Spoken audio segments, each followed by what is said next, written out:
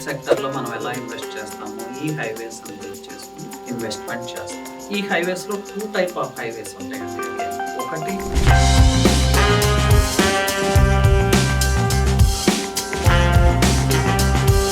ఈ ఆర్గానిక్‌గా గ్రో అవుతున్న హైవేస్‌లో అగైన్ ఇప్పుడున్న కండిషన్స్‌లో తీసుకుంటే రియల్ ఎస్టేట్ గ్రోత్ ఎలా ఉంటదంటే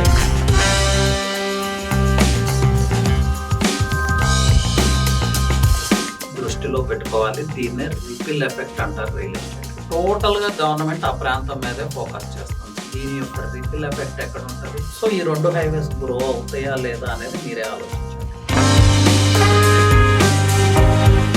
అండి నమస్తే. This is Ravi Prakash, real estate expert and coach from Hyderabad. Welcome to 3TV channel.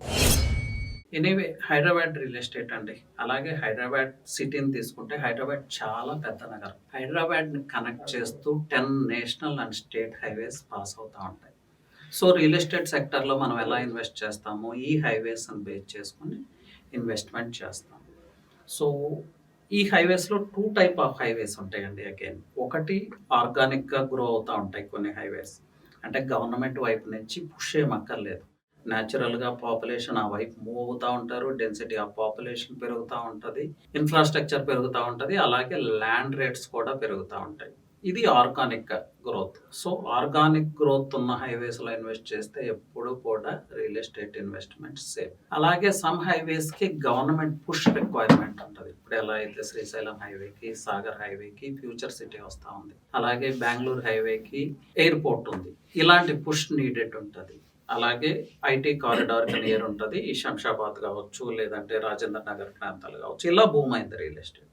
So ఇప్పుడు ఏం చేద్దాం, మనం ఆర్గానిక్గా గ్రో అయ్యే హైవేస్ ఏమున్నాయి హైదరాబాద్ సరౌండింగ్స్లో అనేది చూద్దాం. వీటిల్లో ముఖ్యంగా చెప్పుకోవాల్సింది ఒకటి విజయవాడ హైవే అండి.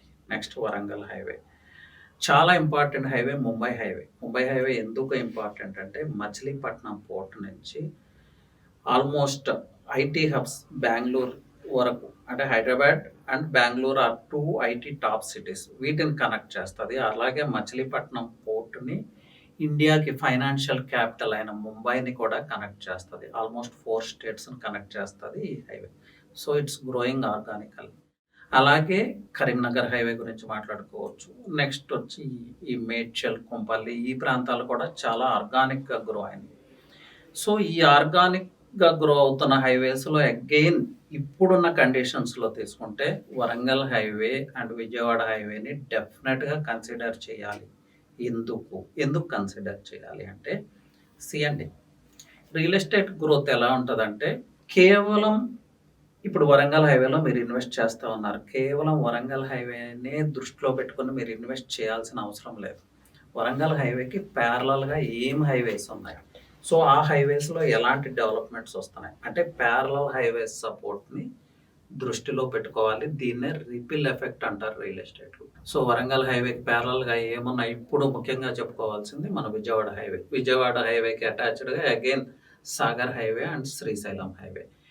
So government push, Revanth Reddy సర్కార్ వచ్చిన తర్వాత గవర్నమెంట్ పుష్ ఎటువైపు ఉంది అంటే towards Srisailam highway and towards Sagar highway. So ఈ Sagar highway and Srisailam highway Warangal హైవేకి, విజయవాడ హైవేకి ప్యారలల్ హైవేస్. సో ఇప్పుడు ఆర్గానిక్గా ఆల్రెడీ గ్రో అవుతూ ఉన్నాయి. ఇప్పుడు గవర్నమెంట్ పుష్ ఏర్పడుతుంది.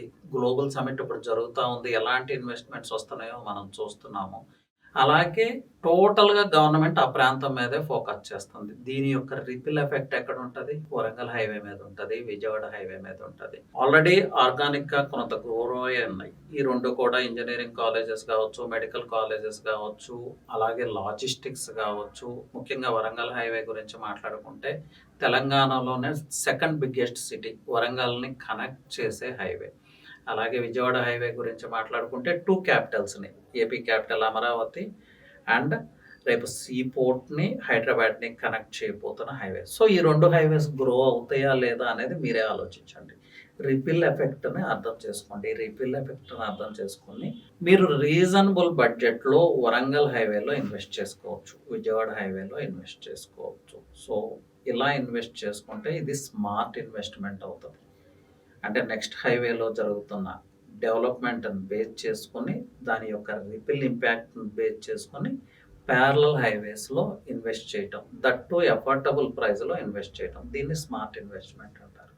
సో, ఇలాంటి ఇన్వెస్ట్‌మెంట్స్ ఎలా చేయాలి? దీని గురించి ఇన్ఫర్మేషన్ కావాలి. లేదు అంటే నా 1-to-1 సెషన్‌కి అటెండ్ అవ్వచ్చు మీరు. సో, టు రీచ్ ఔట్ నా నంబర్ వచ్చి 91337288 అండి. 8888. అలాగే 3 టీవీ నంబర్ కూడా ప్రొవైడ్ చేస్తాం. స్క్రీన్ మీద కనిపిస్తున్న నంబర్‌కి కాల్ చేయండి. And 3 TV team will also help you out. Anyway thank you. Happy investing.